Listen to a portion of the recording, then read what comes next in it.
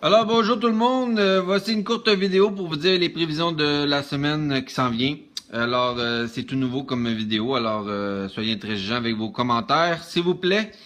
J'ai fait les prévisions de lundi à vendredi et également à la fin je vais également décrire la situation d'une nouvelle tempête qui pourrait également affecter la Nouvelle-Écosse mercredi soir à jeudi, mais surtout mercredi dans le fond, entre mercredi et jeudi. Alors voici le premier tableau, donc le lundi, ben, aucun problème. Un peu plus de nuages dans l'est qui va donner une alternance de soleil et de nuages. Dans l'ouest, il va y avoir un ennuagement en fin d'après-midi. Pour le sud, l'ennuagement va se faire en fin de journée, donc nuageux en soirée. Mais pour le reste, une belle journée, température quand même acceptable, autour de 25 degrés pour le sud, 20 à 25 pour le centre. Dans l'est, un peu plus nuageux. Ensuite de ça, mardi.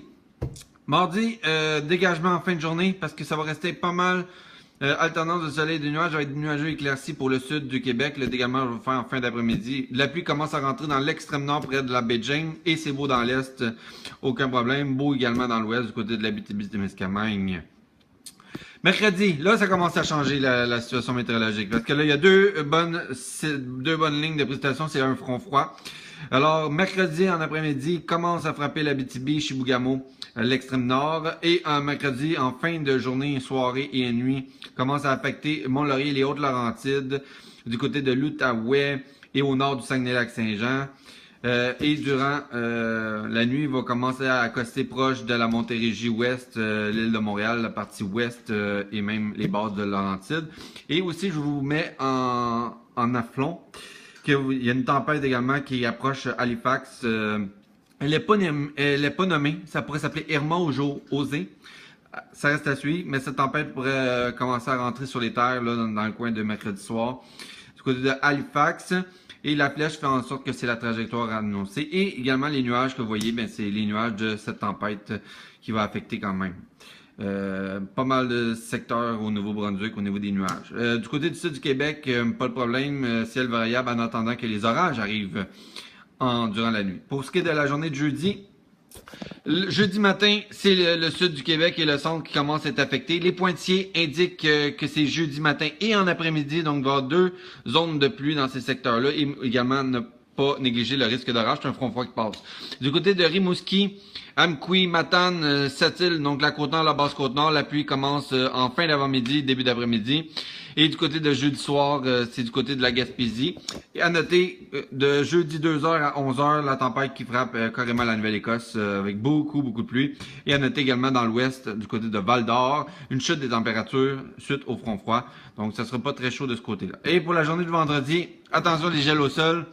Du côté de l'ouest de l'Abitibi, les Hautes-Laurentides, le nord du Saguenay-Lac-Saint-Jean, Jonquière. Donc ces secteurs-là, ils pourraient avoisiner le gel au sol la nuit de vendredi à samedi. Pour le reste, ça va être autour de 15 degrés, peut-être un peu plus, peut-être un peu moins. Une zone de précipitation qui va se dessiner du côté de la Beauce, Thetford Mines et une partie du Nouveau-Brunswick. Et la grosse pluie, c'est du côté de la Basse-Côte-Nord pour la journée de vendredi. Ce qui donne un portrait global, dans le fond. Voici la trajectoire de la tempête qui est en développement du côté de l'Atlantique, qui commence ce dimanche au niveau de la Floride, mais lundi à 11h va frapper la Caroline du Sud, suivi dans la nuit de mardi, 15 à 30 mm à l'heure dans le secteur de la Virginie, la Caroline du Nord, la Caroline du Sud, du côté de l'ouest de la Virginie, le district de Columbia. Mardi à 11h, elle est rendue du côté de Delaware. Elle rentre dans l'Atlantique. Donc, elle n'affectera pas les secteurs de New York, de Philadelphie, où il va borderline. Mercredi 5h va être du côté de Providence, limite Boston. Et ensuite, le mercredi 14h, il commence à rentrer sur les terres de la Nouvelle-Écosse. Et c'est en soirée, durant la nuit, que la tempête va frapper la Nouvelle-Écosse, l'île du Prince-Édouard et le sud-est du Nouveau-Brunswick. Ici Dave pour d'autres précisions pour le week-end.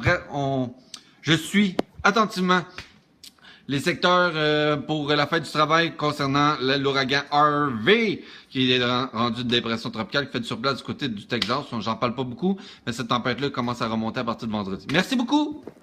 Au revoir.